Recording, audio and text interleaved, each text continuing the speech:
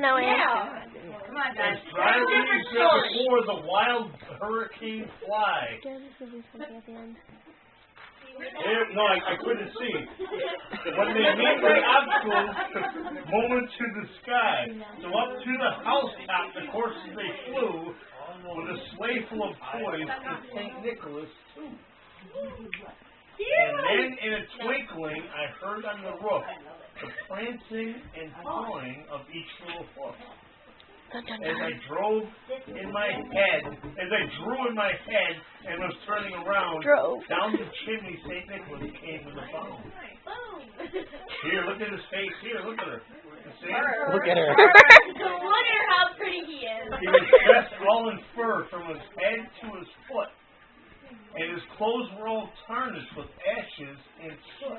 Well, it did just come down A a chimney. bundle of toys he flung on his back, and he looked like a peddler, just opening his pack. His eyes, how they twinkled. His dimples, how merry. His cheeks were like roses. His nose like a cherry. His droll little mouth was drawn up like a bow, and the beard on his chin was as white as snow.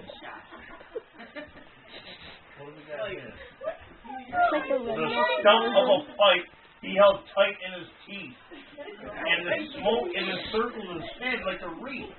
He had a bound face and a little round belly that shook when he laughed like a bowl full of jelly. That's so gross. He was chubby and plump, a right jolly old brother, and I laughed when I saw him in spite of myself. A wink of his eye and a twist of his head soon gave me to know I had nothing to dread. He spoke not a word, but went straight to his work and filled all of his stocking, and then turned with a jerk, and laying his finger aside of his nose and giving a nod of the chimney, he rose.